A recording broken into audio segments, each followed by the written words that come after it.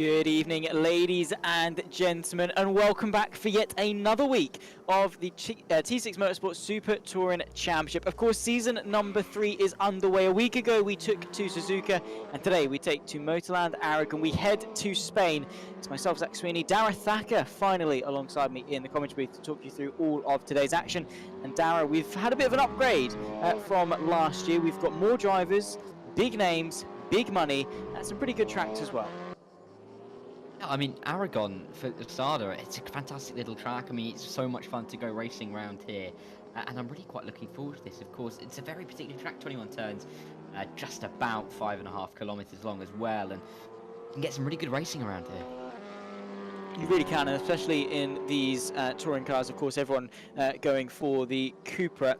It's essentially, it really is a driver's track, and of course with no variation really in terms of what cars these guys are driving. Of course, there is a bit of success ballast, which we'll go into in just a second in regards to the championship standings, but all in all, everyone's driving the same machinery, everyone's got the same car, everything is coming down to purely the driver, and a lot of time can be gained as a driver here at Aragon. It's a very technical circuit, but also at the same time, there is a lot to be had in terms of the importance of straight line speed and the importance of slipstream, and plenty of overtaking opportunities as well, which should really open the door for 2 fantastic races.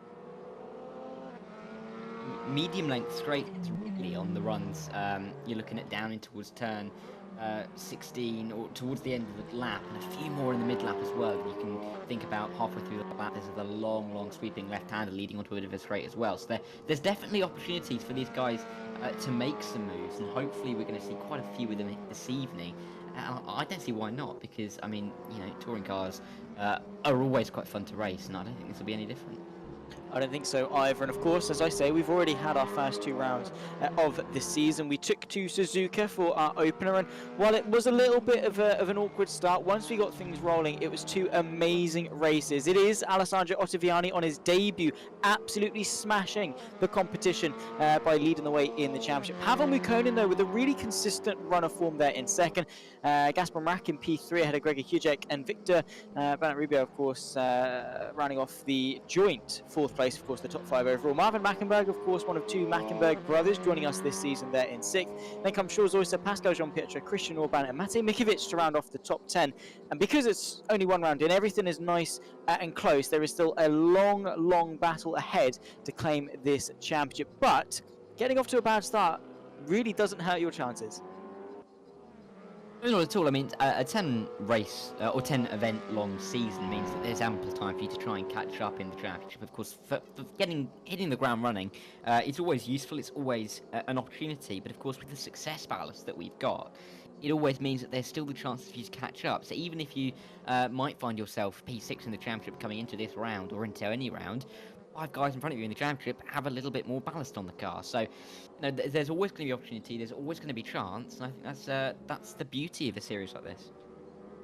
It really is, and I do like the addition of the success ballast because, Alessandro Ottaviani was very quick last week at Suzuka, but in fairness, it was very close, very competitive, and it will make a difference. I think not going to be overly detrimental to anyone's season as such, but it's more just a little bit of a hindrance, just something to bring them back in a little bit, just to stop any running away, i.e. Lloyd Bidoff over the course of 2 championships. And speaking of the previous 2 championships, 2-time runner-up Mariusz Zabdir had some big server. I mean, everyone had big server issues last week, but he was really unable to get into the session, was really unable to score any points, and because of that, is all the way down at the back of the championship. And as things stand as well, I'm not seeing him on the timing tower either, so potentially even worse for the pole, but nonetheless not really getting off to the best of starts. But it doesn't necessarily need to be, because there's a long way to go, plenty of points on offer, and in fairness, if you're only worried about prize money, you don't even need to win the championship to get a pretty penny in your pocket.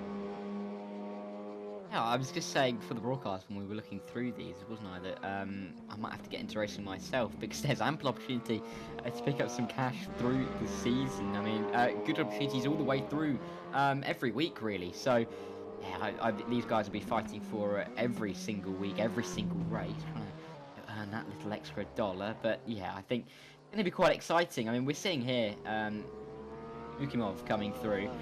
towards the end of the lap, and you can just see how these cars, you can imagine side-by-side action all the way through here. Michael Clough as well coming through this long sweeping right-hander. There are lots of circuits where you could be like, yeah, it's difficult to overtake, it's difficult to follow, and there aren't really any heavy braking zones. But Aragon, it feels like it's made for racing like this.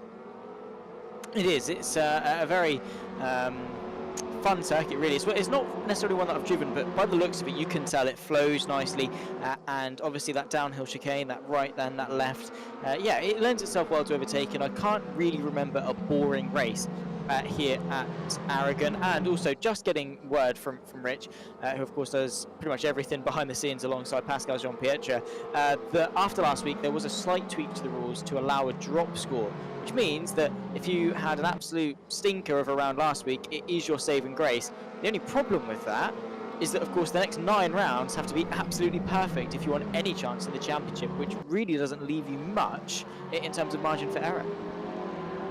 Yeah, and it rewards consistency as well. I mean, we see quite a few drivers in championships who haven't really been there winning or being second every week in, week out, but their worst result is, say, 6th place, so they can drop that for the end of the season, whereas other drivers have to drop a much lower result, which means that they get more points on average, and that bad result for them is finishing 7th or 8th rather than finishing right at the back. So there is a risk, of course, for the drivers who have a bad opening couple of rounds. They've really got to be perfect all the way through, but it also gives those drivers near the front who are being consistently good that extra little bit of wiggle room where, if it comes down to it in the championship season finale, if for example they only need a P6 and their drop round is a P6, and they've pretty much won the title, so it gives you that extra little bit of comfort. Yeah, it really does. A very nice addition, and again, no one's going to be able to attend every round. I mean, some people will, of course, but a lot of people have this funny thing called a life. And I don't know what one of those are, but some people apparently do have them. And things come up, which means that you're not going to be able to attend it every evening. You're not going to be perfect every evening either. And it just allows you that wiggle room to keep the competition alive, because the last thing you want is halfway through a season, people thinking, I've missed one round, I've completely fluffed up my chance in the championship, I'm just going to give up, which unfortunately is something that we did see over the course of seasons 1 and season 2. So again, it's that other incentive just to keep you going and keep you motivated all the way to the season's end, because, well, the level of competition that we've got, so many big names, both from sort of the race room side of things, but also the wider world of sim racing as well. We've got a lot of potential to have a really, really strong championship battle this season, and so much can happen. Of course, here at Aragon, we're at the moment in our 12-minute qualifying session, of which 9 minutes is left. We've spoken as to how well you can overtake it here, how easy it sometimes can be to find those gaps. So how important is qualifying going to be going into race 1? It could be important, but I think with a track like Aragon, it's not going to be as important as other tracks. I think because, of course, this championship is going to go to quite a few rounds, and some rounds are going to be more, going to be easier to overtake out than others. You think of Imola, not the easiest track to overtake at, of course. In touring cars, it's easier than other series, for example, single-seaters, but or Bathurst as well near the end of the season. A place like Aragon means that, even if you have bad qualifying, there are opportunities to make a move, in Sector 1, Sector 2, Sector 3, you can just find your way through. And I think these guys know that. I think it gives you a little bit of comfort, especially early on in the season. You don't really want to be feeling that you have to really perform in qualifying so early on. Yeah, I mean, qualifying definitely not everyone's strong suit as such, and we've seen plenty of times that people are terrible in qualifying and yet such strong racing drivers, and it's a skill and an attribute that you really need to have. I mean, obviously because the vast amount of points are scored in the race, and it's a race, not a qualifying session for the 25 minutes that we've got. In terms of the main point scoring sessions, but also purely because it helps if you're in a bad situation or with that reverse grid for race 2. It means that you've got the knowledge to just fight your way through, pick your way through the carnage. So many people rely on a good qualifying and then running away out in front. Not really many people can do both, which is start at the front, run away in a race, but then also start from 10th and fight their way to the front. You need to have both if you want to win a championship. Yeah, exactly, and that's, I think, going to be what is in the back of the minds of a lot of these drivers. Of course, I mean, you see quite a lot of trains forming, of course, qualifying so many cars on track, you need to try and find yourself a little bit of room. But you're right, because championships like this, where there's so many cars on track, you just need to be performing session after session. If you have a little mistake here and there, yeah, you may be able to make it up, but at the same time, there are so many drivers who will pounce on that, who will take advantage, and might be able to pull away that little bit in the championship, and then it keeps the pressure on you in sessions going forward. So getting those points in and those times in early kind of gives you that comfort zone for the rest of the evening. A small mistake might be able to drop you, say, from 4th to 7th, rather from 9th to 12th, which could be really important with that reverse grid for race 2. And it can be, make or break. I mean, for some people, it's going to be P10 and P11 separated by half a second in race 1 across the line, but then 5 rows of the grid for race 2. And it really puts you on that back foot. So making sure that you have that consistent aggregate across both race 1 and race 2, because I mean, I suppose it does depend what you want from the championship. If you want to win the championship, maybe it's worth, going for P3 and then getting a good start in race 2 and maybe getting a P4. That will probably be a little bit more beneficial for you over the course of a whole season. But for some, it might be they're going to really sacrifice race 1 and, doss around in 10th to then be able to run away and win race 2 if that's sort of all they're concerned about as such. And don't forget that within each round, there's effectively its own championship as such. The point score for each individual round will then obviously go into the standings and have its own sort of points tally. So say if you of course if you win both races, you'll have won the round as such, and that in of itself has some prize money. So there's incentives to nail each and every single round, not only for the championship but also for some extra pocket money at the end of the season. About halfway through qualifying at the moment, and Ben Farkash once again showing his qualifying prowess, but Marvin Mackenberg not too far behind, and you can see how close everyone is with the slipstream as such, that 4 hundredths of a second can be made up just by getting a good lap with some good slipstream. Yeah, and I think another thing to note is that Rich did tell us just for the race that track limits can be really difficult here. You can see lots of times popping up because lots of drivers, there are only 13 drivers who set actual lap times on their first runs. I think quite a few will have invalidated at some point, so it would have been difficult.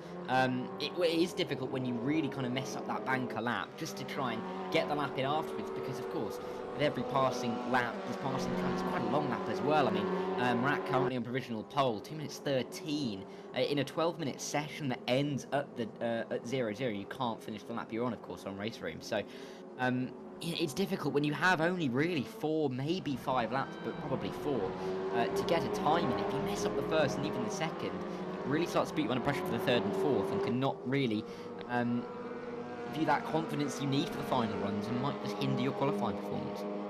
It means you're always going to be on the back foot. You're always going to be a lap behind as such in qualifying. You need that bedding in process, that lap to get your surroundings, that lap to put in a decent delta time, and then that lap to base that delta time off, to say, okay, sweet, I'm half a second quicker, this is a good lap.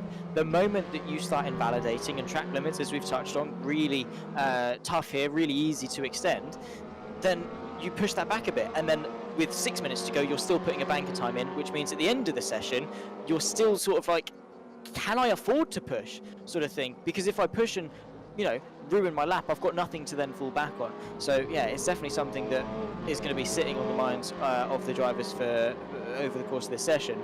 But it's definitely not the end of the world, because as we touched on, overtaking fairly easy. But will it be, with how competitive this field is? The entirety of the top 13 separated by just 0.8 of a second. Yeah, and it's not a short lap. I mean, and there's so many corners around Aragon. I mean, there's so much opportunity to gain and lose time, and the fact that these guys are so close means that we are probably looking at 2 very, very tight races this evening. And you see there, Jet going up to P2, the Slovenian making it a provisional Slovenian front row.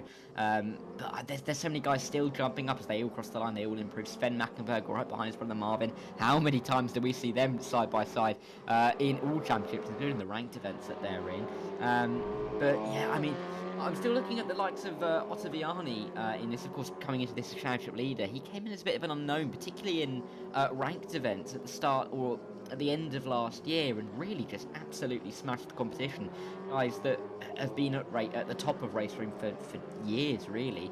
and he just came in and just won a championship, I do believe, in the ranked event. So he's really definitely one to watch out for.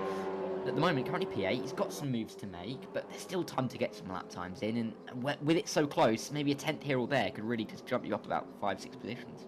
Yeah, Ottaviani, of course, I believe doing some of the race room stuff in terms of the Touring Car Championship. I remember him being a part of that, and yeah, as you say, joining the Race Room Ranked Championship of last year with the Porsche Cup. I believe he won every race or something in that vein, maybe all but one or something like that. He's rapid, right? That guy is an absolute alien. He's just put himself into 5th place, by the way, the Italian, so not going to have enough time to set a lap. Those that are on their lap probably have just gotten just enough time, depending on where they are, to finish it. Here's Gregor Kucek, though, at the moment in 2nd, purple to the 1st and the 2nd sector. So let's see if he's able to top his fellow countryman for pole.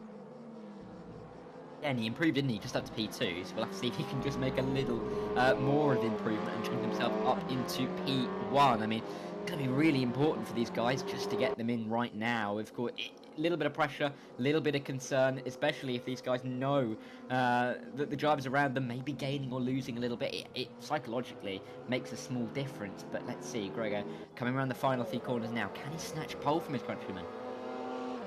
Let's see. Of course, it's going to be the long left-hander up over the crest to finish the lap. 2:13.7 is the time to beat. Let's see what the Slovenian can do across the line. What is it going to be? Set just slower. So a very poor final sector has cost him pole position. Let's see who else is there to maybe finish their lap time. There's Stu Neal down in 22nd place. Bit of an improvement, but nowhere near where he's going to be looking for pole position. Hopefully going to be able to get himself a little bit higher up, but there you can see the final classification for qualifying. It's an all Slovenian front row with Gasper Mrak and Gregor Kucek 1 and 2 at 2:13.771 the time to beat. Ben Farkas in the NP3, and he's joined by Marvin Mackenberg to round off row 2. Championship leader Alessandro Ottaviani in the top 5 ahead of Christian Orban on row 3. Jules Oyser and Sven Mackenberg in P8. Matin Mikovic and Pavel Mukonin round off the top 10. Nenad Vlasovljevic in P11, definitely an alright qualifying for him.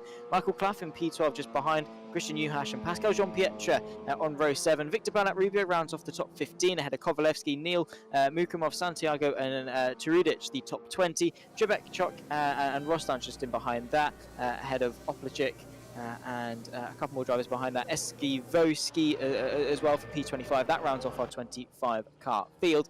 So a lot of cars, a lot of drivers and a very close competitive field. 25 minutes that we're in store for should be a cracker. Yeah, I think it's going to be hectic, if I'm honest, a little bit crazy. Some drivers going left, right and centre over lots of these overtaking opportunities.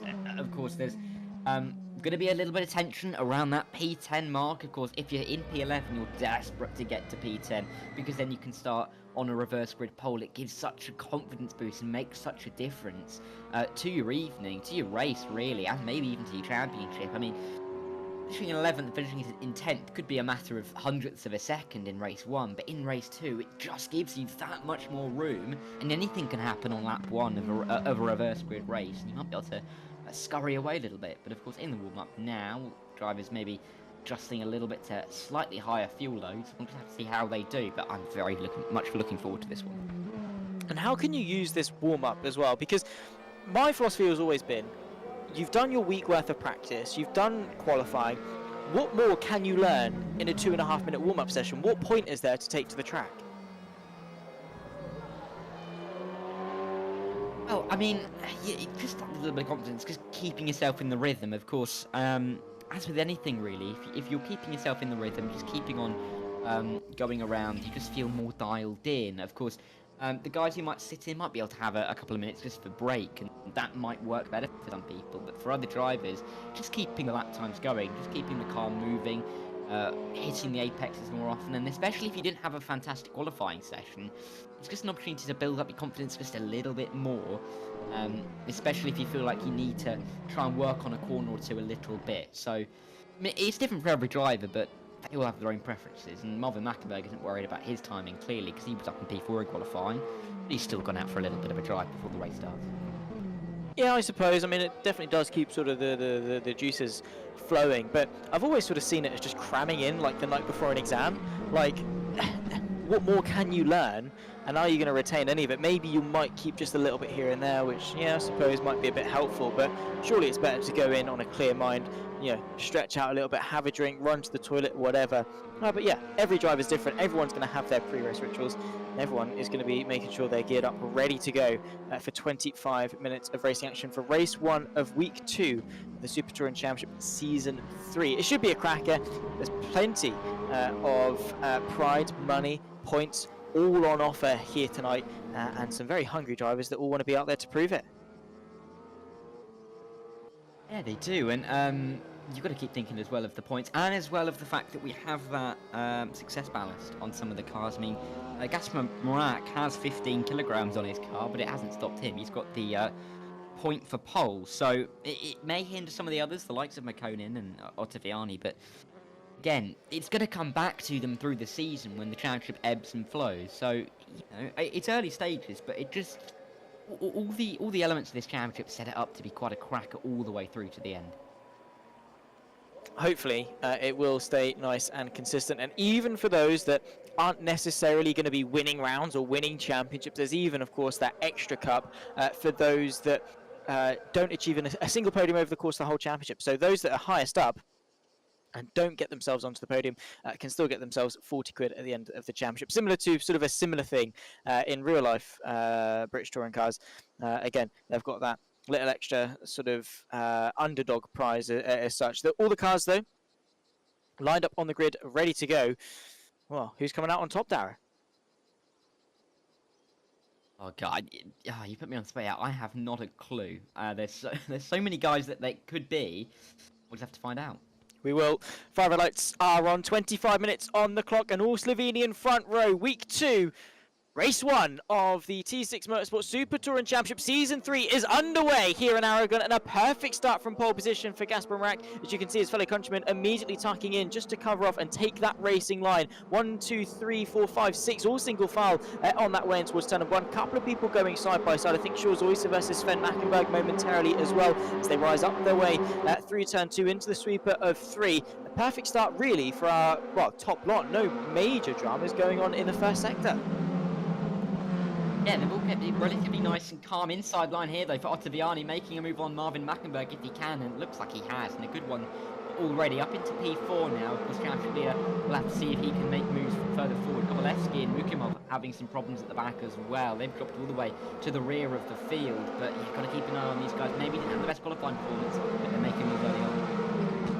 They are not waiting around at all. Matin Mikovic looking to the inside of the chicane, no way through on the Door Esports driver as things stand. Christian Juhasz already up by 4 places into P9, so a remarkable move by the Slovakian, who's now ahead, of course, the Hungarian Mikovic, who, as it stands, will be on reverse grid pole, but I'm sure will be wanting more out of this race. Ottaviani not waiting around at all either to work his way forwards, and you've got to be really careful in these early moments, because while you do want to make the most of while the field is nice and compact, you've also got to be really careful of not losing that all-important slipstream to the drivers ahead.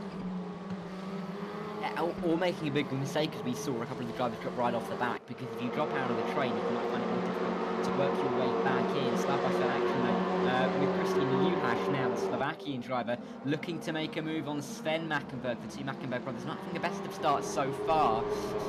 To the inside, it becomes the outside, but Juhasz has that one done, and a fantastic move, and Sven Mackenberg has to be careful, because Mikovic will be very pleased to pounce on something like that. He will be. Let's see if he's able to launch a bit of an attack and catch him while he's runnable into the final left-hander. Of course, this very tight hairpin. You've got to take the inside line and just slice it off as best you can, and then hope that you can put your foot down more effectively. Then through the sweeping chicane, the right, then into the left to round off the lap. Sven Mackenberg now down to P10, side by side, just in behind, I think, Michael Clough versus Pavel Mukkonen. The Russian not getting off to the best of starts either, wants to get himself back into the top 10. We're potentially going 3 wide into turn 1. Clough all the way to the left-hand side of your screen. That is, of course, the outside for turn 1. A bit of contact, actually, I think, with Alistair Vajic, who's picked his way into 12th nicely. So very argy-bargy, but for the most part, keeping it nice and clean.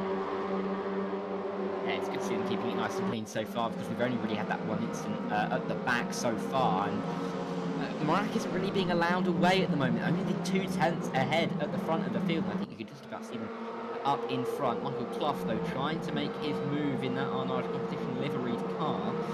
Very bright and pink as they're on their way in this desert landscape in Spain.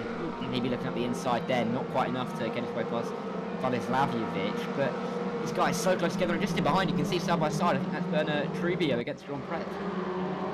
It is, of course, Pascal trying to move his way past, but yeah, not really able to launch much of a counter-attack on the Spaniard, who, to be fair, has had a really good start to the season. Took him a while to score points over the course of Season 1 and Season 2, but he's returned, of course, to his home race, and at the moment is in 14th place. So, at the moment, still just about in the points, I believe.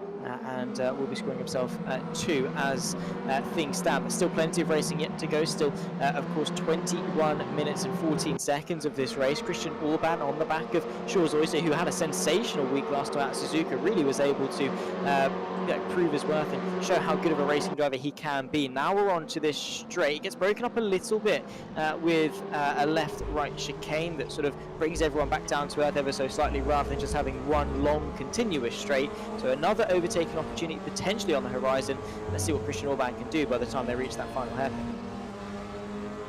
Yeah, let's see, because of course, I mean, there's lots of opportunities to make this move, so you're not really lining up all the way through a lap just for one particular overtaking opportunity. You could try and find it here, there, and everywhere around this track. Christian Orban really looking close on the back of USA at the moment, and you want to get the move done early at this point, because then you can try and look forward to the likes of Mackenberg and Ottaviani, because you don't really want to get caught up in a bit of a train here, and you don't want to be overtaken by the likes behind. Juhas maybe looking for a move, but so tight through the opening corner. Orban is nearly pushing the Dutch driver through in that stealth mode car, but yeah, Orban, he lost that position early on off the line seemingly to USA, because they've swapped around in this race. He's really hoping to get this one back as soon as he possibly can. Yeah, he will be. Thankfully, he's got a little bit of time to do it, but you can't really afford to wait as such with how competitive this championship is. It is overtake or be overtaken, kill or be killed sometimes, not necessarily that extreme, but in the definitely the metaphorical sense of this championship, you can't waste any time. And 25 minutes, you do think long game as such, but it's not exactly a long race. It very much is a sprint, which means that it does sort of promote haste. You haven't got exactly that time to waste, as we say. Into the chicane, we've got 4 drivers nose to tail. This is the fight for 16th place. That's Tarudic, Rostance, Trebek, who now go 3 wide through this long sweeping left-hander. Nearly pinched was the white car. Trebek chucking the move to the inside. Now there's 2 rows of 2. Here comes Stu Neal trying to thread the needle and get both of them. So yeah, some really good action going up and down the field. It's always nice to see Simon Trebek still on the inside line. He's going to have that one done now on Stu Neal, and we'll try and pull away a little bit through the second part of this lap, and maybe even try and get through on the Serbian not too far in front of him. But yeah, early stage in this race still, but you still want to be setting yourself up for a good result, and you've got to be thinking of race 2 as well, particularly if you're in that area that could be seeing a reverse grid in the second race. Before the second race, this Trebek gets very, or I should say, Neal gets very, very close to Trebek there, and Rostov isn't far back either. But as they come towards the final corner, it's allowed the Serbian of Turudic to try and get away a little bit. Yeah, and that's some valuable breathing room that he will be able to use to his advantage, of course, just to just have a moment to chill, not necessarily completely let off, but yeah, just a moment to relax and not have to constantly look in his mirrors. Just in behind that battle, I don't know if it was Kovalevsky maybe going a little bit wide going into that final chicane, but definitely fighting away. There he is, bit of ding-dong battling between, of course, this is Choke versus Opalic going into turn number 1, so the Hungarian not quite able to find a way through. So Kovalevsky, you can see that 55 just on the back of the next train. So I think very argy-bargy these guys, even though it is for 21st place. Yeah, and I mean, like you said before, there's always that championship for the guys who don't quite get a podium. So all of these guys are going to be trying to get as many points as they possibly can, just to pull themselves, as we see maybe a move it to the inside. That is aggressive, that is bold from Pascal Jean-Pret, the Swiss driver, who's trying to make a move here. He's driving Bernard Trubio in his own race. Do it, just get this driver having to sit in behind as they now run their way through through this somewhat hammerhead part of the track, through turn 9 and turn 10. But John Pratt not able to make that move just yet, and I mean he's not had the best of starts, losing out to Bernard Trubio it seems. So work to do for the Swiss driver here. Yeah, there is. Not really where he would want to be, particularly after boasting some really good results over the course of Season 1 and Season 2. And yeah, Season 3 not necessarily getting off to the best of starts for him. I mean, sat in 8th in the championship at the moment, but that's, you know, only by one round. There's still a lot of consistency yet to come over the course of the next 10 weeks or so, because 9 weeks. Of course, we have the break week and 8 rounds to go after this one. Gregor Hugek on the back of countryman of Gasper Mrak. That's the fight for the leads. The top 4 all been very close, but very stagnant. Not really anyone going for any moves. Yeah, I think they're kind of a holding pattern at the moment, waiting, because Hugek clearly is close enough to make it, as we see that's Farkas and Ottaviani. Farkas having to defend here from the championship leader of Ottaviani, but yeah, just about able to do it, I should say, and Ottaviani having to wait just a little bit longer to try and make this move, but turn 1 is a good opportunity if you're brave enough to send it, and Ottaviani isn't going to do so just yet. But yeah, these guys at the front, you can see that Hugek has the pace really to try and make a move here, but he's just choosing not to at the moment, maybe trying to set it up for one later on in the race, just to try and not become susceptible to a move back by Mrak with the slipstream. But I think some games are afoot, I think, Zach, and I think these guys know what they're doing, and they're much better at this game than we are. So we'll have to see. We'll have to see what they come up with by the end of the race. Yeah, I can guarantee each and every single one of these drivers probably doesn't have a racing line on, which is of course something that neither of us do, right? I'm not having. I mean, it's not me. It's not me. I don't have a racing line on. I'm not away, but someone does, and you know, it's fine. I mean, I thought your biggest difficulty would be reaching the pedals, not necessarily seeing where the track goes. But you know, each their own. Christian Uhash at the moment in P8. You must love getting into the commentary booth with me and Lewis and Cam and Ewan. Well, not so much Ewan. Ewan gets equally as much of the stick. We all get the stick. It's fine. Christian Uhash anyway at the moment in P8, just in behind Christian Orban. So a battle of the Christians. This is the fight for 7th. Shaw's Oyster just ahead. You can see leading this train, and with a lot of pressure on his shoulders. So that stealth mode livery definitely not stopping him from being hunted. It's a good one, actually. Yeah, you're not wrong, and he's quite proud of it. Actually, I might write that down. Yeah, that was a really good one. Yeah, he's got quite a train behind him. There's a lot of these guys who are eager to get through. And yeah, just touching on that before, any race room ranked event that I do with you, really, it feels like a counselling session where we just try and be nice to each other, because no one else will be. You have though. He's not trying to be nice on the back of Christian Orban, because he's trying to make his way up to P7. He's already gained 5 positions. Biggest mover in this race so far. Qualified P13, maybe a little bit out of position as to where he thinks he can put that car, but he's trying to find the move. It's rubbing his racing really into this final hairpin of the lap as they bump their way through this pretty much flat out right-hander through the flat out left onto the main straight. But Uhash yet trying to make a move on Orban and Usa, but yeah, Usa, he really is living life dangerously here. That is a 1, 2, 3, 4, 5, that's a 7-car train that is sitting right on his bumper. I mean, maybe going for an all-black livery here in probably the sunniest of circuits that we're going to go to, maybe not the best idea, because it's probably the biggest contrast that you could get. So in terms of camouflage, it's like those memes of people in normal camo, but in Serbia, or you know, like a tundra environment, just completely stands out. So maybe that's the case for Shaw's Oyster, but it looks good. It's simple, but it looks amazing. It just looks intimidating. But yeah, unfortunately for him, he's the one under pressure at the moment, up 1 place into 6th. So not bad points to be scored, but all this battling and bunching everyone up has really allowed the top 5 to get away. More importantly, that top 4, they're the ones to watch. Here comes Sven Mackenberg to the inside of Pavel Mukona. That's the fight for the top 10. Both of these drivers want to hang on to their spot. Sven Mackenberg has to change offense into defenses. Here comes Vladislav Lejic chucking the move, going through the final part of the chicane, and he capitalises on the vulnerable German. It's difficult. I mean, through turn 9, that dipping right-hander in towards turn 10, the sweeping left-hander, of course, it is difficult. It is difficult to keep that position because, of course, as Margaret said, Mackenberg comes straight back through, actually, to pick up here at 11 once again. It's difficult to keep it because that left-hander is so long, the run. If you're on the inside, the radius of the corner is that much shorter for you. and the distance you have to travel is far less compared to what some of the others are having to do if they're on the outside line. So it really does help you out there. But Mackenberg, he took his next opportunity to get back through, and he's straight back on it on the back of Van McCone. Yeah, so these guys, they don't wait around. Even if they get overtaken or they overtake, they can't dwell on it too much. They can't celebrate their success for too long before they're immediately chucked back into battle. Just under half of this race left to go, and we approach the final 10 minutes of race number 1. There we go, 3 wide, bit of door banging. This is the fight, I believe, still for 6th place. Shaw's Oyster fighting away with Christian Juhasz, and of course the Darragh Esports driver unable to find a way through, although it was momentary delight for the Slovakian. Now we're going to have to see who's going to be the one to be bravest on the brakes into turn number 1. Let's see Juhasz looking to the left, absolutely launching one to the left-hand side. He's going to finally take 6th place away from Shaw's Oyster, who is not going to be liking that too much, and potentially straight back on the counter-attack. Yeah, but with that stealth mode car, I don't think Juhasz will be able to see him in his wing mirrors, of course he will. But, oh, that's a massive bump. He's really hit that sausage curb, and that is not going to help out Usna whatsoever. He's going to drop right to the back of this train, I think. Past goes McConin.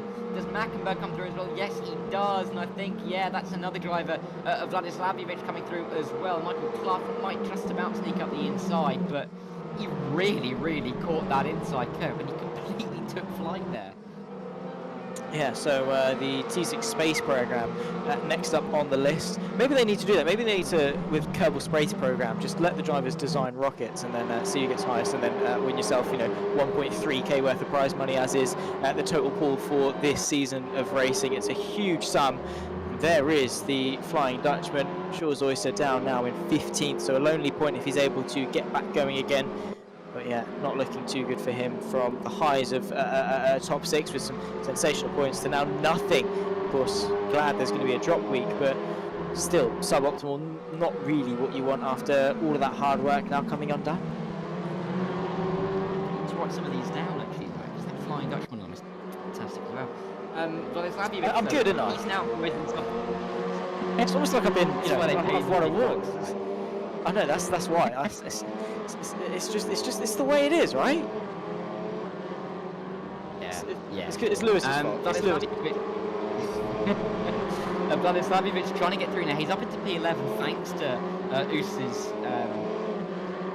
into outer space. I mean, we've seen a few times in ranked events, particularly last night actually in the Bathurst event, which a couple of these drivers may have taken part in. As we see, that was Mikiewicz getting through actually on, I think that was Orban, and McConin's having a look as well. Orban really not having the best of final sectors here, and all out of shape in the final sector.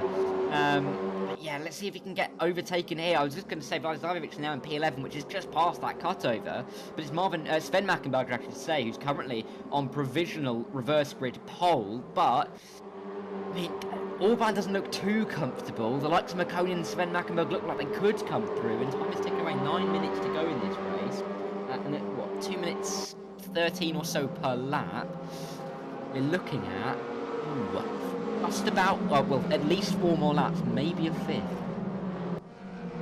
Yeah, it all depends really on the timing of Maracu that will cross the line. We might, I think it will be, what are they running, just over 2 minutes a lap there, side by side, going into this left-hander. Simon Tribbick just ahead of Stu Neal, though forced wide, or takes himself very wide, 3 wide as he rejoins the circuit. Now, of course, the 2 that now overtake him settle into their battle. Kovalevsky on the outside of Stu Neal, that's the fight for 16th, so the last of those that don't get themselves any points in this race. Stu Neal battling away now as the inside for the downhill chicane, very reminiscent of sort of a corkscrew style corner, and well, nearly Simon Tribbick going for an absolutely sensational move through on Kovalevsky.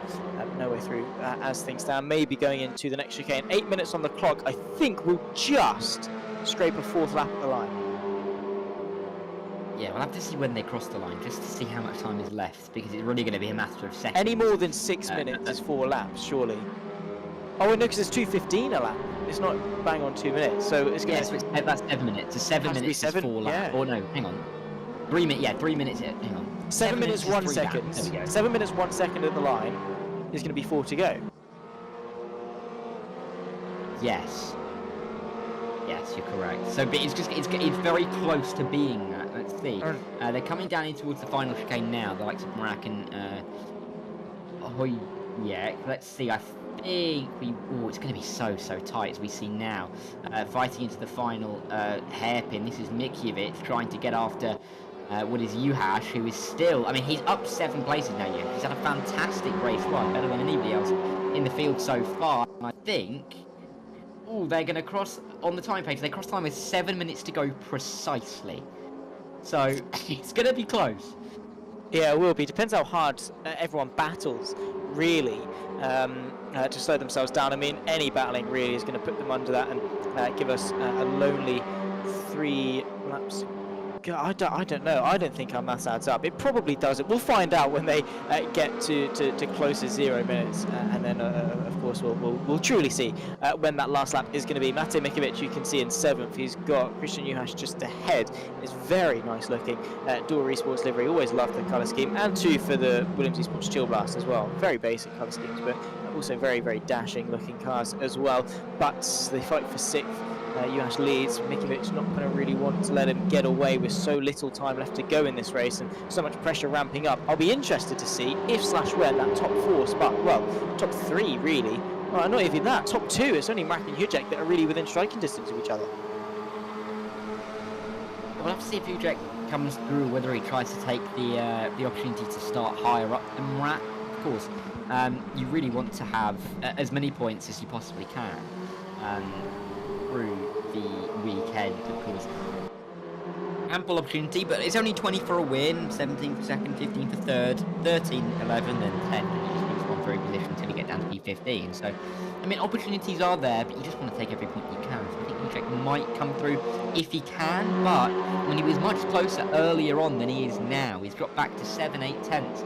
Whereas he was 2, 3 tenths back a couple of laps or a few laps ago. So we'll have to see how that all shapes out. But Konin, very deep from Sven Mackenberg. He only goes straight into the back of the Russian driver, but he doesn't yet. But it gives Vladislavjevic that sniff at a P10 here.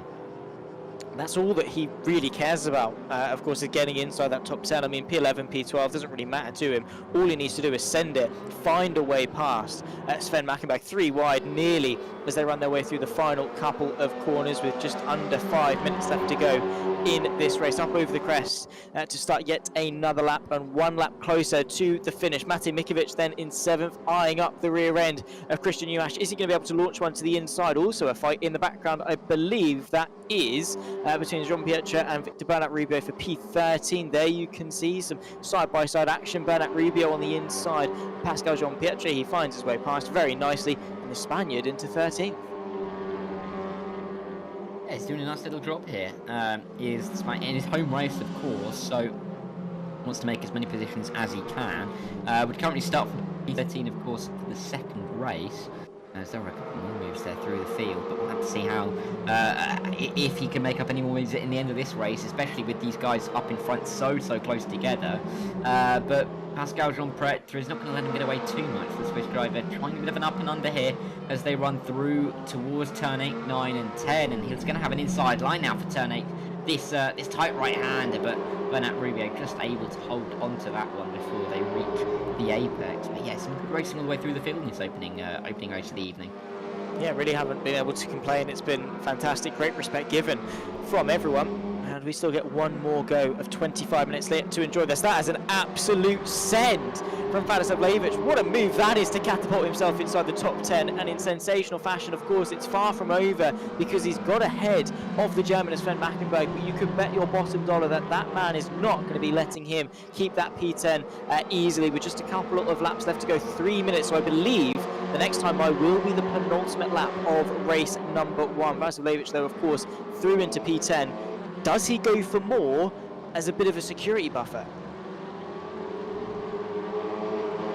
I mean, this is interesting to see. I mean, yes, he could go for more, but I think at the same time, if he feels safe enough behind, unless he really has a chance, I don't really see the incentive. I mean, while these guys have been fighting, Clough has really snuck up on the back here. That is Michael Clough. I was really worried I accidentally said a legendary football manager there.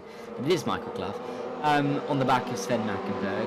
But Sven Mackenberg, he's not looking too comfortably. He doesn't look too close to try and overtake here. And yeah, this will be the penultimate lap. It's not as close as we thought it was. So maybe maths isn't quite our strong subject. But anyway, 2 minutes or so to go. Just in the background, you can see, I think that's still going to be the fight between Bella Trubio and Jean Prech.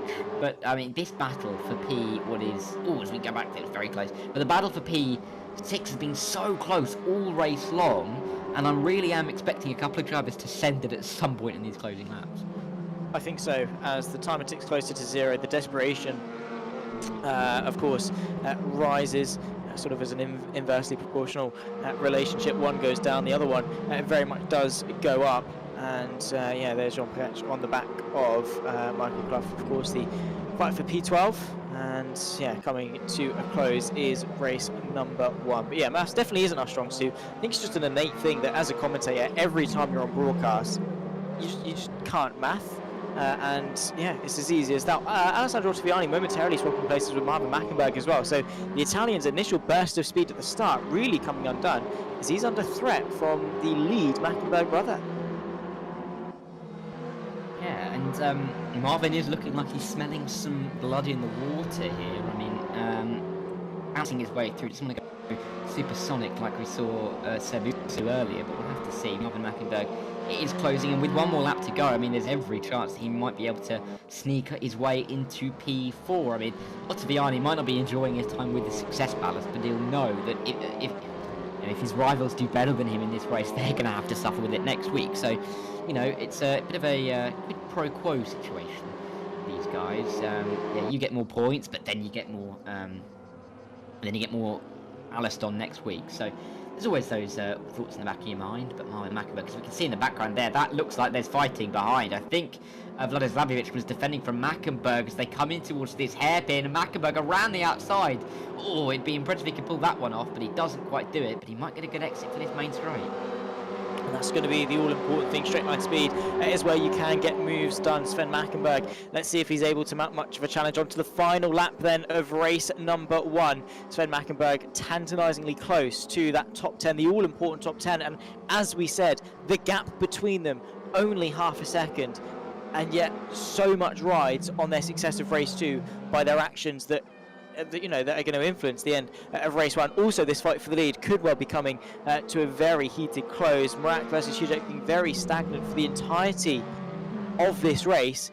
Now there's 0 seconds on the clock. Let's see if the second place Slovenian is going to be looking to go for maybe that last ditch attempt.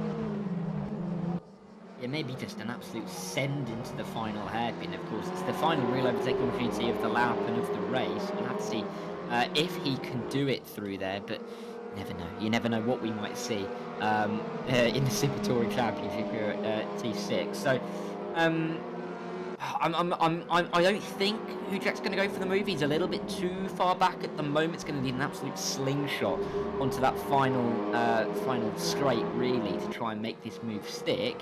But if anything does go awry, Bench Farkash will happily say, yeah, well, thank you very much. I'll sneak home for the win.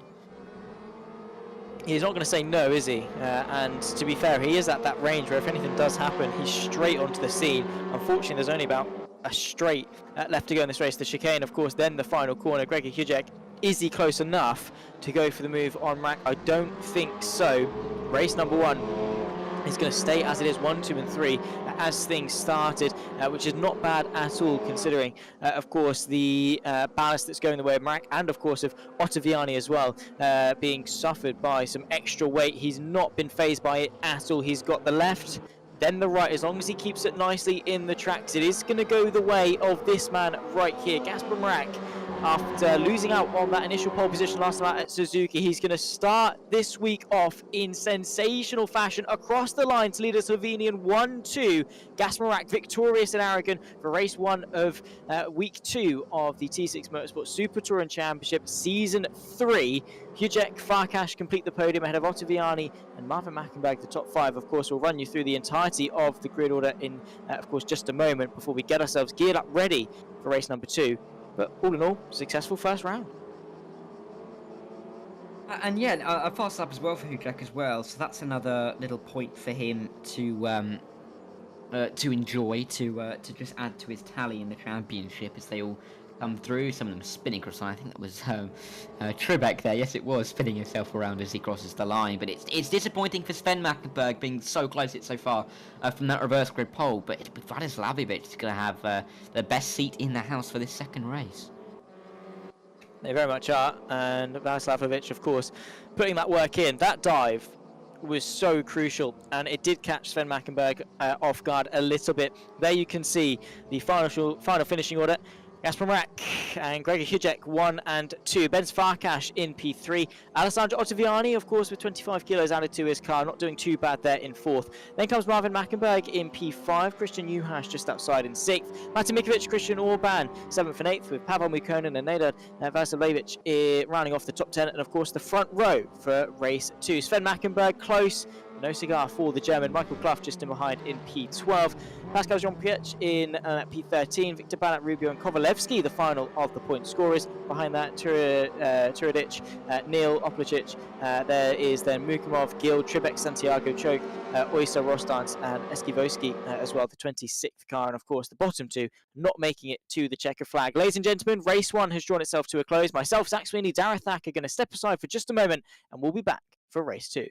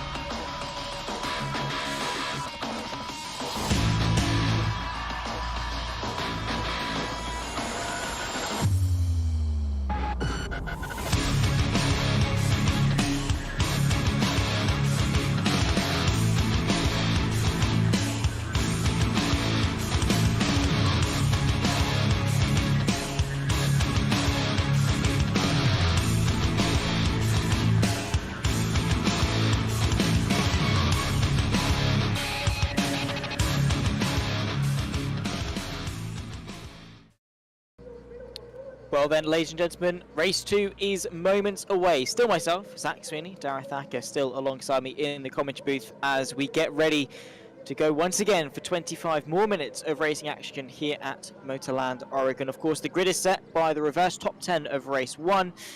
So, I think we're in for a good one, Darragh.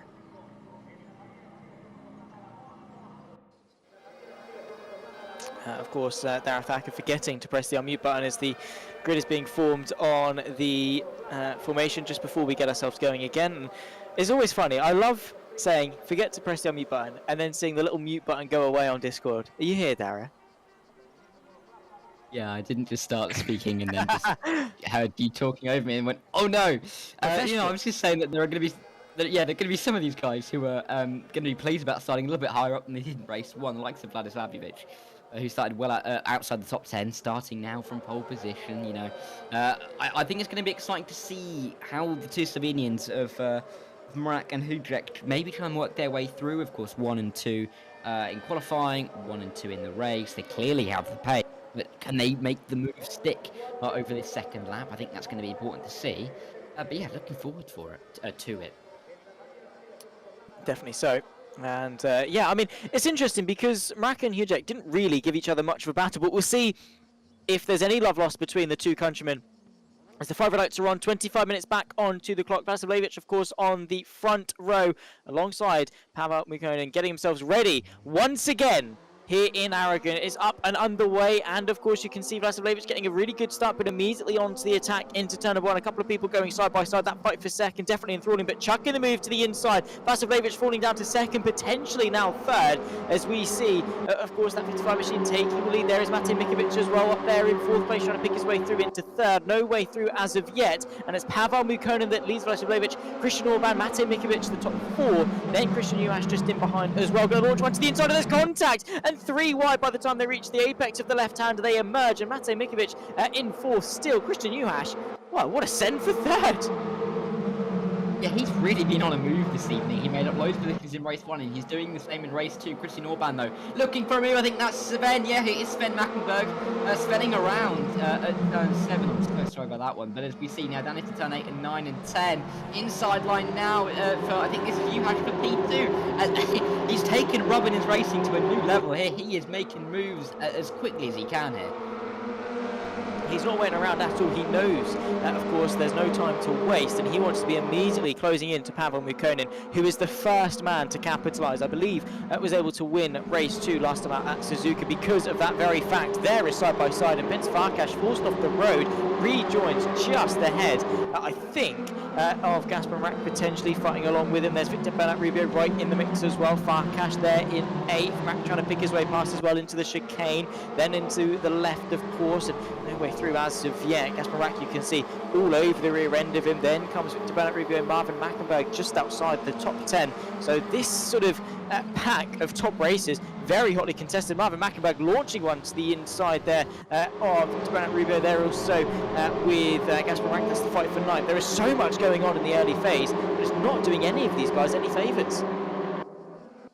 Absolutely not. I mean, it's letting the guys up the front get away. I mean, Pavel Mukonin 1 second lead here as we get through. This is more racing. This is Mikovic losing out to Alessandro Ottaviani. Of course, started down in P7, already up to P4 here, the Italian, hoping to keep his championship lead, leaving Aragon, going down towards round 3, of course, because next week we will be going to Imola, a very different circuit to this, and he'll be hoping to have the same ballast on the car, but Mikovic not giving it up. Round the outside here at turn 1. Can he make this one stick? Ottaviani, though, is going to control the inside line, say, yep, you're not going to come around the outside there. And Mikovic is now going to have to look behind for Orban, Udressy, Farkas, Mrak. They're all in line, and they're all keen to get through. Yeah, exactly. And when all of them think they're the best, then, of course, there is going to be some clash. Yeah, I don't know how interested these guys are going to be when it comes to racecraft, because they all want to be the ones to lead the charge, but also if they spend too long deciding who should lead, they're not going to have much of a charge to actually lead by the time they reach the end of the race. So have got to be mindful of the long game. Matej Mikovic there in 5th, Alessandro Ottaviani up already to 4th, but carrying a lot of extra weight to his Cooper. There's Benz Farkas looking to go the outside of Udressy, and he gets the inside for the next left. Of course, the Slovenian sees it coming, but not really got much of a defence for it, as he's washed out wide to the exit of the long left-hander. So the Hungarian through to 7th, making it, well, momentarily a line of 3. There we go, back to Mikovic, Orban and Farkas at 5, 6 and 7. It's all jostle in this fight here. Meanwhile, Pavel Mukonin absolutely loving life with a lavish 1.2 second lead. I mean, of course, he came into this race P2 in the championship, didn't have the best race 1, finished P9, but it meant that he was able just to try and launch his way off the grid and try and get away as quickly as he possibly could, and that's exactly what he's doing here. But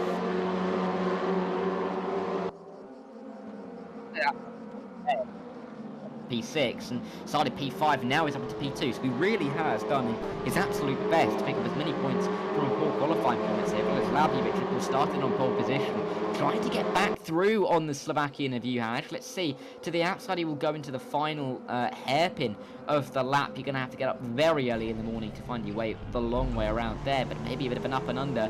He did a good exit through these two sweeping corners, flat out really, in these touring cars, just about on the limit there. Slaviewicz trailing UHASH, but not going to be close enough towards turn 1.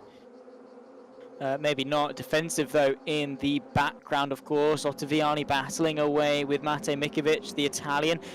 In the end, obviously settles on the racing line. Mate Mikovic just in behind, not really able to find much of a way through. And in all honesty, is he interested? Because the podium battle there, you can see Vadislavljevic fighting with Christian UHASH in second, both of them closing to nearly sub 1 second to Pavel Mukkonen. That is a battle that each and every single one of these drivers will want to get in on. The more time they focus on defending from one another, they need to put their egos aside and get after that podium battle. Yeah, exactly, and that's where the points are really. I mean, you need to just try and work together at this stage of the race. I mean, there's still lots of time to go. There's still lots of opportunity for you to make the move later on in the race if working together doesn't quite work out for you. But you've got to try and just work together, make the moves that will get you towards the front by the end of the race, because otherwise you're going to find yourself 4 or 5 seconds behind Pavel Mukkonen with 15 minutes to go, and you just simply do not have the time to catch and overtake the guys at the front. So they've got to try and think of how they're going to work this race for their own advantage and how they're going to work their way through. I noticed someone as well, Seb Usa, up 9 places off the start. Of course, he was near the top 10, or he's in the top 10 before his car went airborne in race 1, and he really is showing that if you've got the pace, you can make moves here.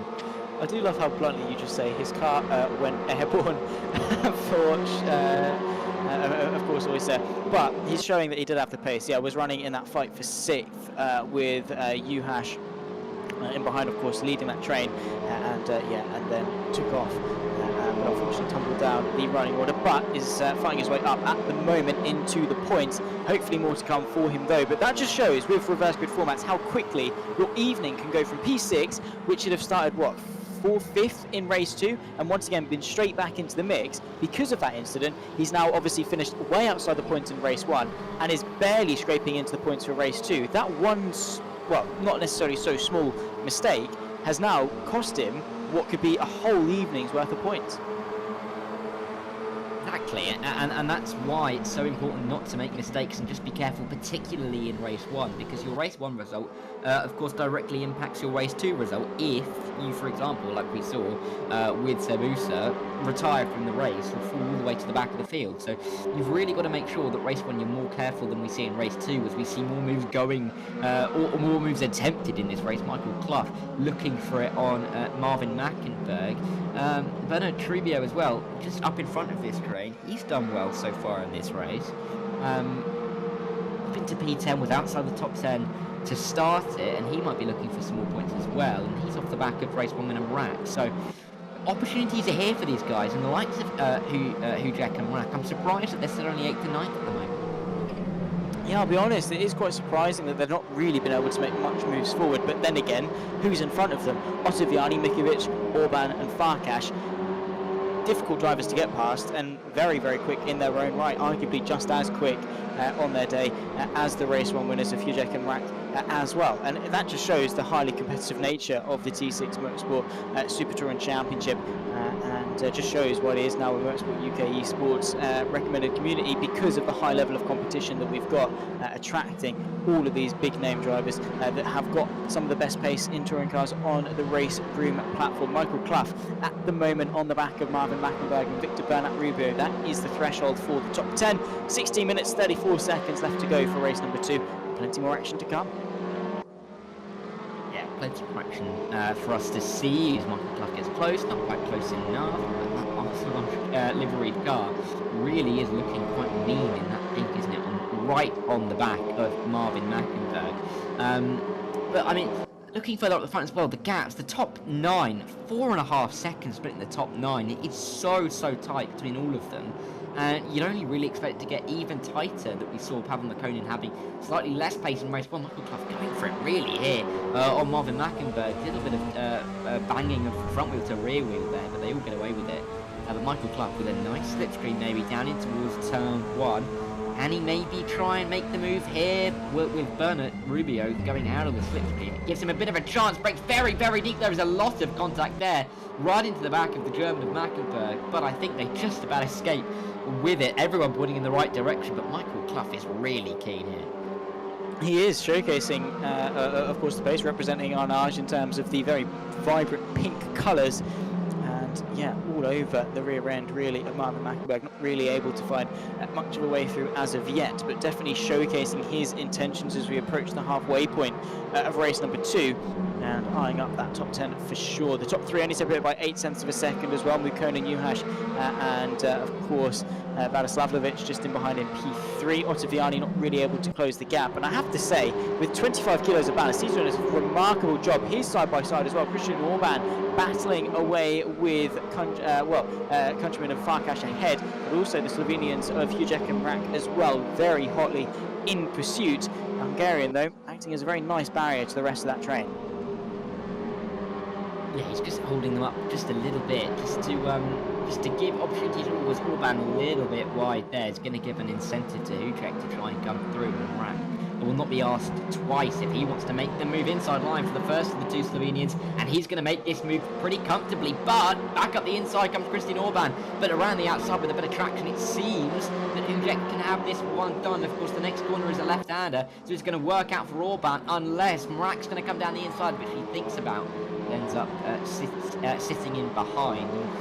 Nearly halfway through this race now, and the 2 Slovenians, I mean, they started 9th and 10th, they've only so far progressed to 7th and 9th.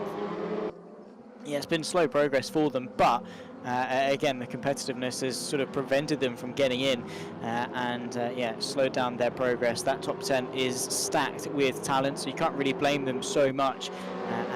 Yeah, so many veterans of this championship, so many veterans of sim racing are their targets, and again, showcasing what it takes to be a championship. You've got to be able to win race 1 and then fight your way through the carnage in race 2. Christian Orban eyeing up the move and looking to go to the outside of Hujek and launch that counter attack. Of course, the Slovenian sees it coming and takes a nice wide line going into turn 1, and of course extends the track limits on the exit just to prevent him. Of course, we've got a Hungarian sandwich with Slovenian bread, Orban sandwich between the 2. Hujek, though, defending maybe in a bid to allow his countrymen to find a way past, which is exactly what he's going to do, launching the move to the inside. Yeah, Marat, can he put this one off? Let's see. He's going to have the outside line now as they work their way through this opening sector in towards turn 7, this long right-hander. But Marat all the way around the outside, got all the confidence, got all the traction, and he's got all of his car up into the 8 now, and hopefully, or he will hope that the 2 Slovenians, his countrymen in front of him, Hujek, will help him and work up towards the likes of Farkas, Mikiewicz, Ottaviani, as they are tightly packed in the train not too far in front, but they're going to have to work together if they want to progress through this field. Exactly, and again, it's just sucking up the differences, putting your egos aside and working for the greater objective. Marvin Mackenberg eyeing up that top 10. Victor Bernat Rubio defensive, partially going into the chicane, but just taking nice wide line to sweep his way through and not really give Mackenberg any choice but to back out. Going through that chicane, it's completely tarnished the German's momentum, put him on the back foot, as Michael Clough once again really wants a look to get past Mackenberg as soon as possible. Really, you can see just how close that pink and white machine was to him, following him through that chicane. But in the acceleration zones, Marvin Mackenberg seems to have the edge into the second half of this race with just under 12 minutes left to go. And look at the closing speed of Michael Clough, and just really pushing the limits on the brakes, and once again showing his very raw intentions of wanting to get past and up into the top 10, just not really finding the gap to do it. I mean, you can see he really is trying to make this move as we see battle for the lead. No, it's not battle for the lead. It was Juhas defending his P2 from Vladislav, who, despite losing those 2 positions on the opening lap, he really does seem like he's got a little bit extra pace that he's been able to unlock, hoping to pick up some more points.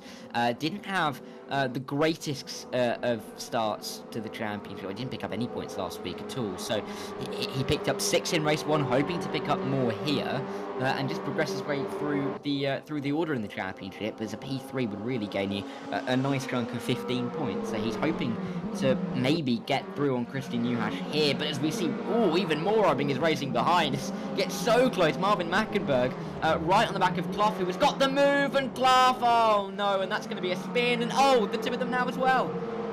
And then more, when they both manage to point it straight again, they're into each other once more. So Marvin Mackenberg, of course, over the gravel, rejoining the track in P11. So Clough, at the very least, gets himself into the top 10, albeit not in the best of circumstances. Bernat Rubio down to 15th because of that, joining this train behind Mukov and Shaw's Oyster. And there we can see back further up front, back inside the top 10, Gasper Morak on the back of, once again, his countryman of Gregor Hujek. Both of them about 8 tenths of a second. No, in fact, actually, that's not maths. About 1.2 back on Martin Mikovic, that fight for 6th, with just 10 minutes left to go. So still possible they can find their way through. It's been some very, very slow progress. Only 2 places gained apiece for the 2 Slovenians. Yeah, it's not going to do their evening results too many faves, especially when you've got the likes of Juhas, who finished 6th and 2nd, maybe able to do a little better than the likes of Bujek, and even Ottaviani did quite well, came P4, currently on to get another P4. So these guys, there are chances for these guys to try and ruffle some feathers, pick up a little bit extra cash, as you mentioned, for winning the round, coming 2nd and 3rd in the round. So yeah, they're going to be doing their best to try and just eke out those extra couple of positions, because that could be all that they need to win the round, just to keep points rolling on the board. But 9 minutes left, there's still lots of opportunity for quite a lot to happen. Marvin Mackenberg still fighting with Michael Clough, and I don't think these 2 will be sending any I'd like to great Easter cards, but you don't really send Easter cards, do you? We're never near Christmas, we couldn't really have an analogy. But yeah, Marvin Mackenberg, he's close to the back, but they've had their issues, haven't they? I mean, you do go out for, brunch and, afternoon tea and eat eclair, so I wouldn't put it past you to be the one to send Easter cards, Darragh.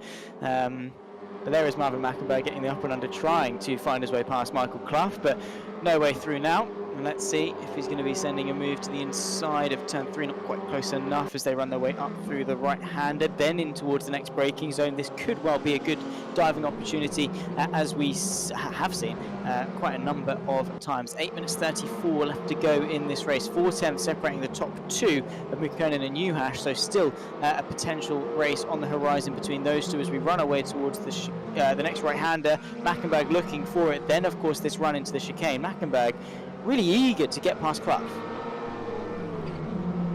And I'm not too surprised by that whatsoever, as they now on their way through 8 and 9. I mean, of course, they had that collision coming together that included who was it?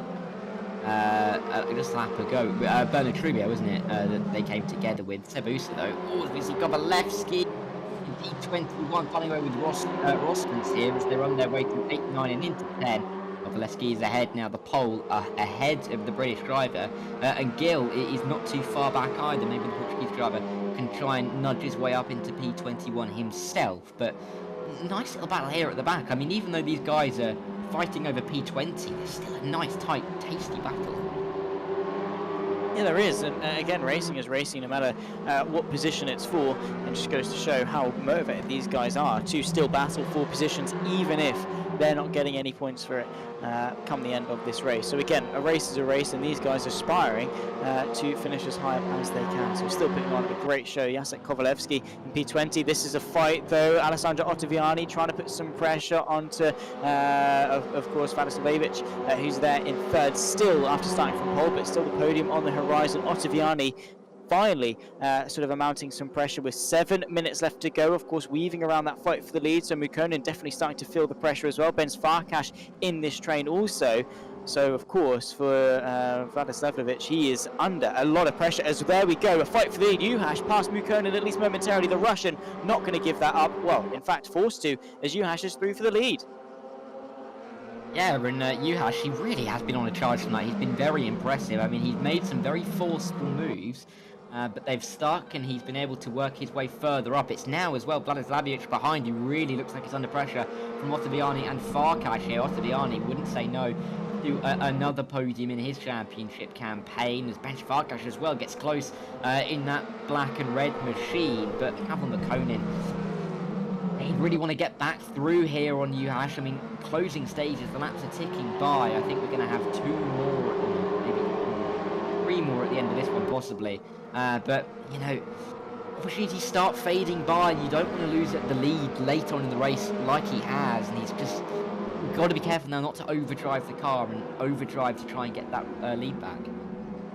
Yeah, exactly. You don't want to then start getting too irrational and too caught up in your emotions. Focus down, you've been overtaken, but you've still got the pace, you're still with him, and you still have plenty of opportunities to get the moves done. So settle down, compose yourself, pick yourself back up and get going again. However, they can't really afford to battle too hard because, of course, Vladislavic and Alessandro Ottaviani, Ben Farkas, not a million miles away. So there's not a lot of wiggle room that they can really go at it tooth and nail for. Mukonen has to be really careful with if/when he goes for this move.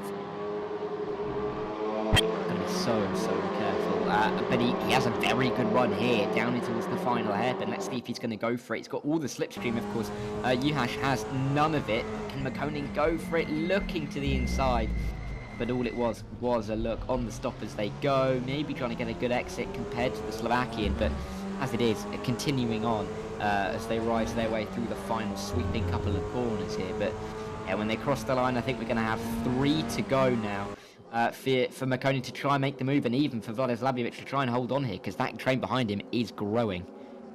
Yeah, it is. It's only going to get bigger and bigger as well. You can see the Serbian dropping down to 5th, side by side. Farkas versus Ottaviani, the Italian, now into 3rd, although the Hungarian going to try and demote him as soon as possible. The red and black, of course, the Hungarian of Farkas, and the white, the Italian of Ottaviani. Bit of door bang as they run their way through, also side by side as Mikiewicz tries to get himself involved. Ben Farkas behind Ottaviani, of course, the current championship leader. 4 cars, they're nose to tail with just 4 minutes left to go. Juhas versus Mukonen is not settled at all either, and there you can see Ottaviani more interested in battling for 3rd than fighting for the lead. There you can see Farkas trying to go the long way round, trying to keep his foot in, keeps it within the confines of the circuit, but in fact actually falls victim to Vladislavic, who's now back involved into the chicane. Let's see what Farkas can do.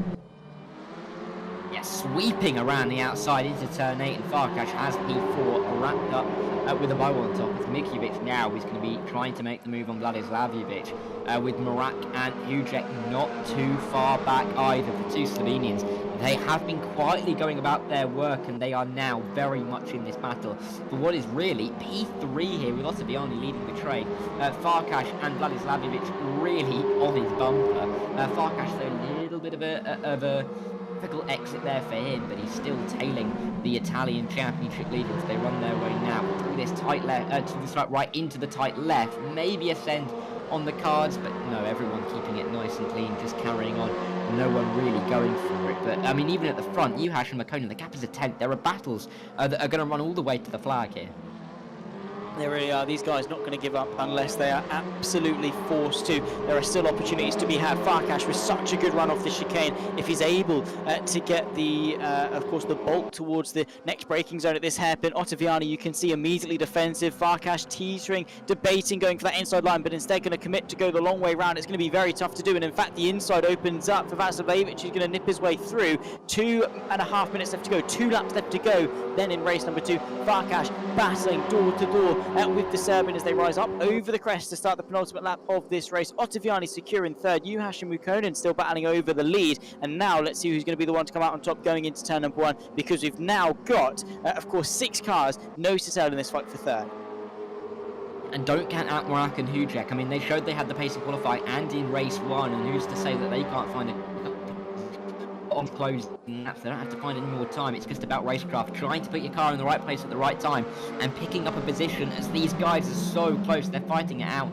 Thankfully, not as much contact as we saw before with Clough and Marvin Mackenberg, but it's so close. Vladislavic, I'm sorry, going down the inside, but it's Farkas, I should say, all the way around the outside. He's trying to tiptoe dance there, but the Serbian is back in front, and it's going to be down to the likes of Mikiewicz here to try and take advantage of this. Offline is Farkas, but Mikiewicz, he isn't in the right place at the right time to try and find his way up the inside somewhere.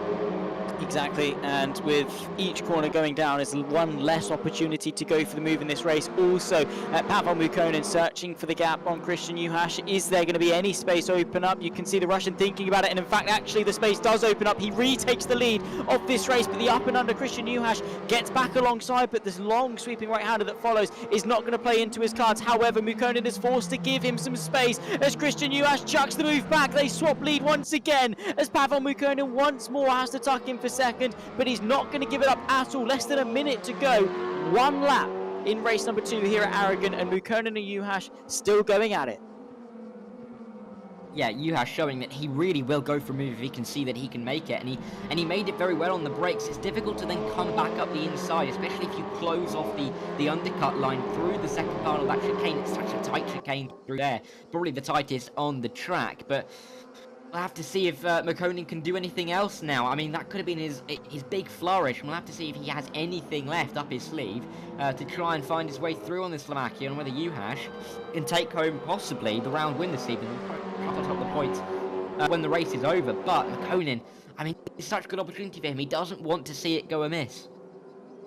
He does not, and will be looking for, of course, a victory here today. One lap left to go, and opportunities wearing thin. Christian Juháš has done a brilliant job of fighting his way to the front and trying to pick his way past Pavel Mukkonen. He would be gutted to see all that hard work become undone. Alessandro Ottaviani completing the podium, so we'll track these two for the time being, but still very close in that fight in amongst the back end of the top 5 and beyond. But Juháš, have to give credit to him. His defence has been remarkable. His defence has been absolutely incredible, and his attack as well has been pretty impressive as we've run our way all the way through this, 50 minutes worth, 53 minutes or so worth of racing. And Juháš really, he's put his foot down, he's asserted himself in this race, and I mean, coming off the back of scoring no points last time out, this is a big statement for him in the championship, that even though he might not be in the top 5, he again won't have that success ballast going into next week, but he might be able to put in another good performance.